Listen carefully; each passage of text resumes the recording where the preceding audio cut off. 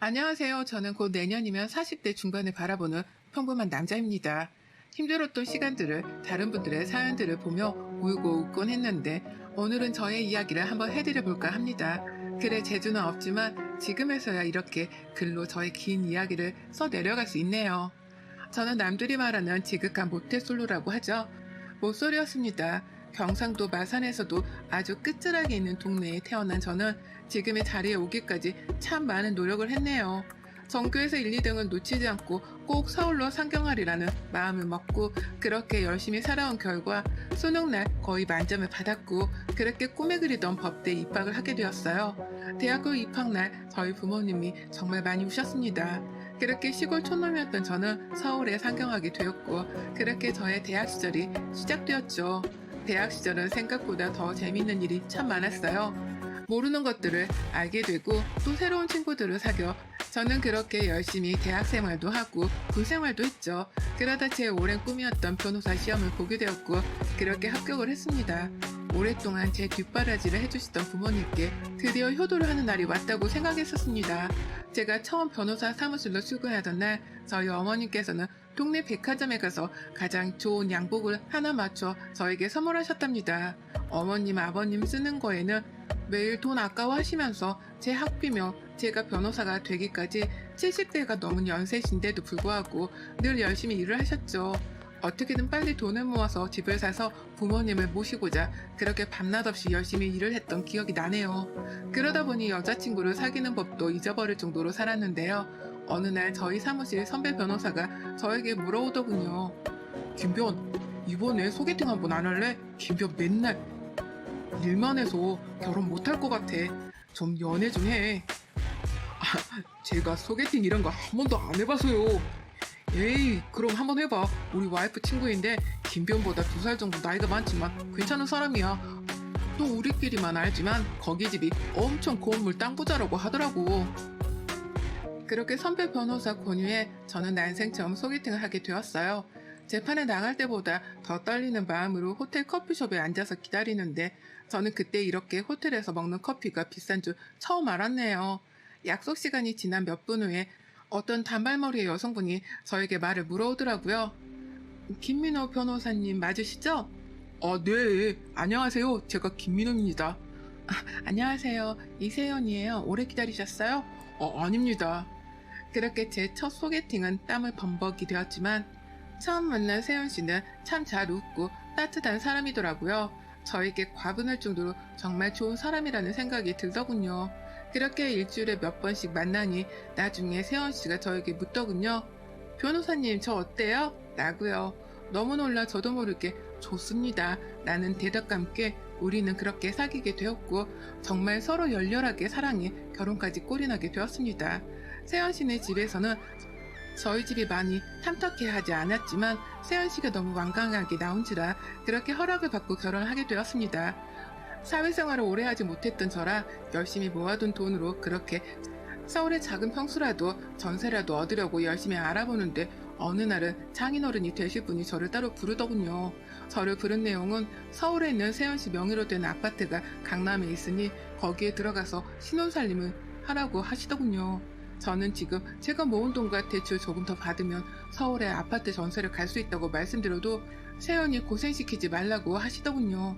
당연히 마음이 좋지 못했지만 제 자존심보다는 세연 씨가 조금 더 편안하게 살기를 바랬기 때문에 장인어른께 많은 돈은 아니지만 그럼 이 돈이라도 받아달라고 말씀드렸습니다. 그렇게 제가 모은 돈 전부를 드리고 강남에 있는 아파트에서 우리는 신혼살림을 시작하기로 했어요. 그렇게 결혼을 하고 많은 분들의 축하를 받았지만 한쪽으로는 마음이 참 불편했습니다.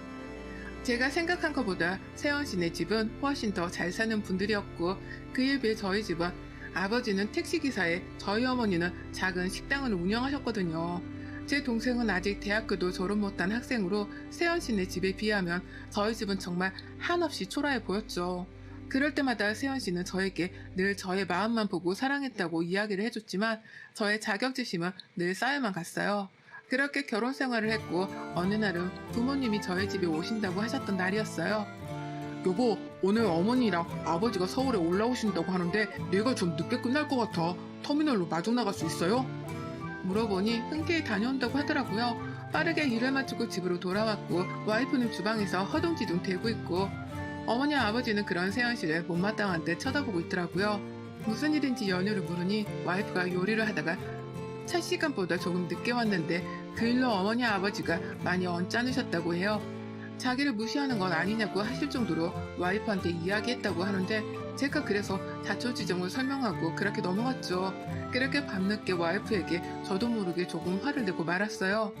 여보, 얘가 그렇게 부탁했는데 좀 시간 좀 잘 맞춰서 가지 그랬어요? 어머니 아버지가 마음이 많이 그러셨을 것 같아요. 라고요. 와이프는 미안해요 여보, 내가 열심히 한다고 했는데 시간을 못 보고 요리하느라 그랬어요. 확 풀어요. 제가 어머님 아버님에게도 따로 말씀드릴게요 하더군요. 그렇게 그 일이 넘어가고 그 다음날 와이프가 어머니 아버지에게 많이 미안했는지 백화점에 가서 쇼핑도 해드리고 용돈도 넉넉하게 드려 버스 타시는 곳까지 잘 모셔다 드렸다고 하더군요. 그래도 고마운 마음이 들더라고요.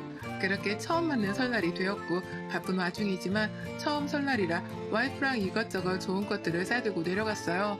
결혼하고 처음 가는 고향이라 설레기도 했고 오랜만에 고향 친구들을 만날 걸 생각하니 기분도 좋더라고요. 오랜만에 내려간 고향에서는 여러 친척분들이 모여 계셨고 친구들 또한 다 같이 모여 재밌는 시간을 보냈답니다. 그렇게 명절 당일에 밥을 먹고 와이프 친정으로 올라가려는데 갑자기 저희 어머니가 급체를 해서 움직일 수 없다고 하시는 거예요. 아픈 어머니를 두고 차마 갈 수가 없어 어머니에게 양해를 구하고 그 다음날 가는 걸로 이야기를 했죠. 그렇게 그 다음날 서울로 올라가 와이프 친정으로 찾아뵈니 장인어른이 잔뜩 화가 나 있더라고요. 처음 명절인데 그래도 얼굴은 비춰야 하는 게 아니냐고요. 저는 어머니가 아파서 차마 올라올 수 없었다 이야기를 하고 그렇게 똥 씹은 표정으로 밥도 먹는 둥 마는 둥 하다 집으로 왔어요. 근데 와이프에게 자꾸만 화가 나더라고요. 저도 모르게 장인어른은 왜 나를 못 잡아먹어서 난리이신 거냐고, 내가 우리 집이 돈도 없고 백도 없어서 무시하는 거냐고 소리를 벌컥 냈죠. 그때부터였을까요? 와이프가 어느 순간부터 잠을 잘 자지도 잘 먹지도 못하더군요. 저는 다이어트를 늘 하는 사람이라 그런 거보다 했죠. 하지만 어느 날은 그런 와이프가 꼴보기가 싫더라고요. 마음은 안 그러는데 자꾸만 와이프를 보면 저도 모르게 다른 여자들과 비교하게 되고 연애 때 그렇게 예뻐 보였던 얼굴이 지금은 예뻐 보이지가 않는 거예요. 저는 그렇게 마음이 많이 돌아섰고 어느 날부터는 집에 들어가기가 싫더군요. 회사가 끝나면 친구들을 만나 끝까지 술을 마시다 집에 가기도 하고 또 어느 날은 혼자서 호텔에서 자고 그렇게 지낸 지 석 달 정도가 되니 와이프가 무슨 일 있냐고 되묻더군요. 그냥 그런 말을 대꾸조차 하고 싶지 않아 아무 일 없다고 신경 쓰지 말라고 했어요. 그러나 어느 날 어머니가 아무 말도 없이 서울에 올라오셨다고 하시네요. 제가 재판이 있어 갈 수 없어 와이프에게 부탁하고 집으로 가니 저희 어머니께서 와이프에게 노발대발 하고 있더라고요. 어머니 무슨 일이세요? 아니 요망한 게 자꾸만 내가 못 먹는 음식을 가져다 주는데 지금 무시해서 이러는 거냐? 상에 있는 음식을 엎으면서 막 소리를 고래고래 지르시더라고요. 와이프는 그런 게 아니라고 그저 울고만 있고 저는 와이프한테 도대체 어머니도 제대로 못 모시고 뭐 하는 거냐고 집에서 매일 빈둥빈둥 놀면서 어머니 비위 한번 못 맞추냐고 소리치고 어머니랑 저는 밖으로 나왔어요. 그렇게 어머니 비위도 맞춰드리고 백화점 가서 쇼핑도 함께 해드리고 집에 왔더니 와이프가 아까 어머니가 엎었던 음식들을 다 닦고 치우고 있더라고요. 꼴도 보기 싫어 바로 씻고 방에 누워 잠을 청하고 있었죠. 갑자기 와이프가 들어오더니 어머니가 저를 싫어하시는 것 같아요.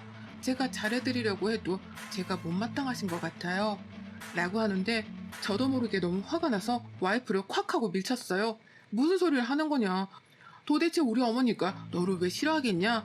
네가 싹싹하지도 못하고 매일 실수만 하니 너를 싫어하는 거 아니겠냐? 결혼을 했으면 결혼한 도리를 해야 하면서 집에서는 하루 종일 뭐하고 있냐? 그럴 거면 나가서 일을 해라. 소리를 고래고래 질렀죠. 와이프는 상처받은 얼굴로 저를 쳐다보았지만 저는 아랑곳하지 않고 이야기했어요. 와이프의 순수함과 착한 마음씨에 결혼했는데 이제는 그런 것도 보이지가 않더군요. 그러나 다시 명절이 되고 와이프와 어쩔 수 없이 다시 고향으로 내려갔어요. 기다리시는 부모님을 실망시키기가 싫어 내려갔습니다. 그렇게 또 명절 당일이 되고 올라가려는데 어머니가 이번에는 머리가 아파서 도저히 일어나기가 어렵다고 하시더군요. 저는 또 그 길로 와이프한테 어머니가 아프니 오늘 친정 가기는 어려울 것 같아 내일 가자고 말하니 알겠다고 하더군요. 같이 있기가 불편할 것 같아 어머니랑 아버지를 모시고 외출했다 돌아왔는데 와이프가 침대에 누워있었습니다. 어머니가 와이프한테 아니 취했는 도대체 왜 잠만 잔대냐 빨리 일어나서 서너가라고 해라 라고 하시길래 와이프를 깨웠죠. 아무리 깨워도 일어나지 않길래 이상해서 머리를 만졌는데 머리가 불덩이 같더군요. 여보 왜 그래 여보 계속 소리를 지르는데도 일어나지 못해 그대로 근처 가까운 병원으로 달려가니 병원에서 영양실조에 과로로 쓰러진 것 같다고 하더군요. 요즘 영양실조가 많이 없는데 왜 그러나 싶었죠. 그렇게 와이프는 정신을 좀 차렸고 병원에서는 초음파상에 이상 소견이 보이는 것 같아 큰 병원으로 가보라고 하더군요. 올라가자마자 큰 병원에서 검사를 하니 와이프가 유방암이라고 하네요. 그 자리에서 얼마나 펑펑 울었던지 정말 그날은 지금도 제 인생에서 잊지 못할 날이 아니었나 싶을 정도로 정말 많이 울었습니다. 와이프는 괜찮다며 저에게 수술하면 나을 거니 걱정하지 말라고 말을 하지만 저는 와이프에게 아무 말도 할 수가 없었어요. 수술 날짜를 잡고 집에 와서 와이프의 짐을 싸고 병원으로 다시 가서 저도 잠을 청하려는데 와이프 핸드폰에 문자 소리가 들리더군요. 원래 핸드폰을 잘 보지는 않지만 그날따라 꼭 와이프 핸드폰을 보고 싶더군요. 그 핸드폰을 보고 난 뒤 저는 그 자리에 서서 아무 말도 할 수가 없었습니다. 그 문자의 주인공은 바로 저희 어머니였기 때문이죠. 근데 그 내용은 내가 아는 우리 어머니가 맞나 싶을 정도였어요. 와이프에게 네가 그렇게 약해서 우리 아들 앞길 망치지 말라고 얘기도 못 갖는 몸이 어디서 자꾸 주제넘게 아들을 넘보냐 그럴 거면 위자료 왕창 주고 이혼해줘라 이런 내용이었던 것 같아요. 바로 어머니께 전화해서 물어볼 수가 없어 우선 그 문자를 캡처해서 제 핸드폰으로 보내놨어요. 그렇게 와이프 핸드폰에 있는 어머니 문자를 보니 그야말로 가관이더군요. 욕만 쓰지 않았지 와이프한테 저랑 헤어지라는 내용이 가득했어요. 너만 없었으면 더 좋은 와이프 만나서 행복했을 거다. 네가 놔줘라. 우리 관계를 끊으려고 하냐.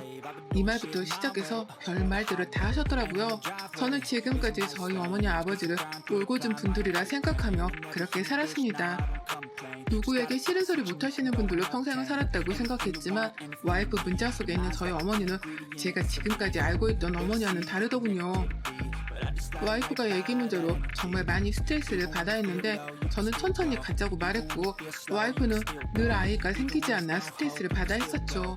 그러다 제가 밖으로 나들기 시작했고 와이프는 그런 저의 마음을 알면서도 기다려 주었더라고요. 하염없이 잠자는 와이프를 보니 내가 도대체 무슨 생각을 한 건지 알 수가 없었어요.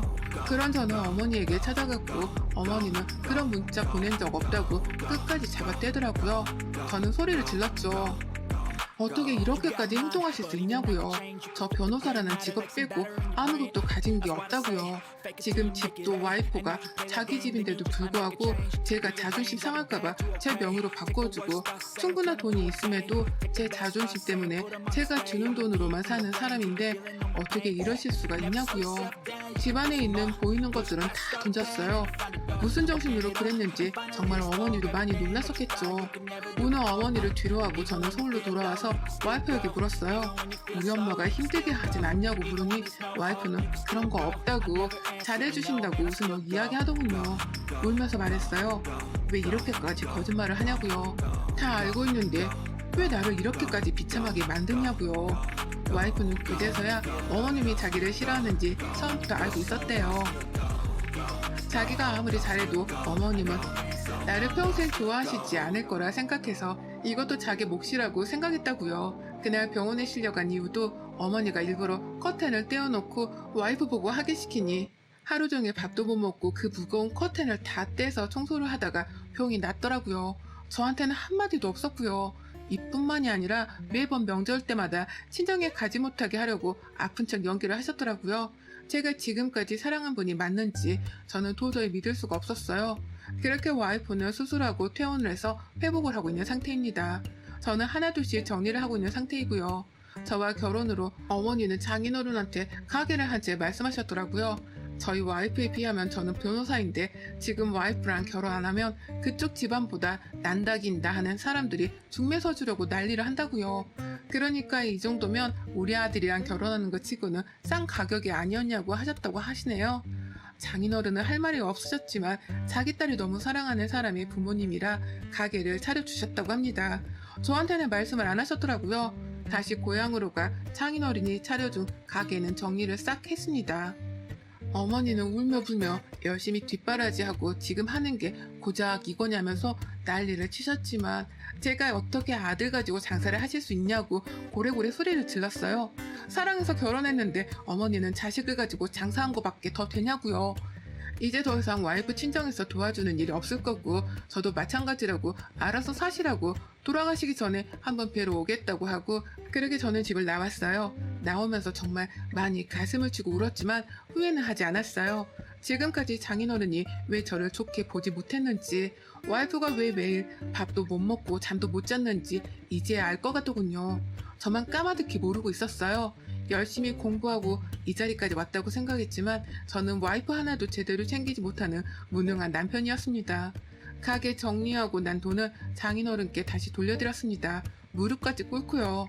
부모님을 대신에 제가 정말 죄송하다고요. 장인어른은 일어나라고 자기 탓이 아니지 않냐고 하셨지만 저는 차마 아무 말도 하지 못했죠. 그렇게 폭풍 같던 시간들이 흐르고 와이프의 회복도 차차 되어가고 있네요. 그 회복 속에서 저는 지금까지 제가 잘못했던 저희 부모님이 잘못했던 일들을 생각하면서 용서를 구하고 있습니다. 어머니 아버지는 매일매일 저랑 와이프에게 전화가 오지만 저는 차단을 한 상태이고 와이프는 그렇게까지 하고 싶지는 않다고 했지만 와이프 전화번호는 제가 바꿔놨습니다. 제가 생활비를 끊으니 전화를 하시는 것 같지만 저는 더 이상 생활비랑 지원을 할 생각이 없습니다. 제가 모은 돈은 장인어른이 돌려주신 상태라 그 돈은 동생에게 줬습니다. 부모님의 마지막 노후를 위해 제가 해줄 수 있는 마지막이라고 전해달라고 했네요. 지금까지 제가 공부하면서 뒷바라지만 한 값이라고 생각하기를 바란다면서요. 남들은 저에게 그럽디다. 그래도 아무리 자기 부모인데 저렇게까지 등지고 살고 싶냐고요. 모질다고요. 물론 모질고 독할 수 있습니다. 하지만 제가 지금까지 살아온 세상에서는 저는 늘 옳아야 한다고 생각했습니다. 그 옳아야 하는 마음속에서 와이프를 만나면서 저도 모르는 자격지심이 생겼겠죠. 와이프의 그 넓은 마음이 그 여유와 배려심이 저를 늘 초라하게 만드는 것 같았습니다. 어머니 아버지가 아닌 사실 제가 더 나쁜 놈이 아니었나 싶을 정도로 저는 참 모질었던 놈이었죠. 저는 와이프가 회복하고 다시 잘 살아가는 모습을 보며 떠날 생각입니다.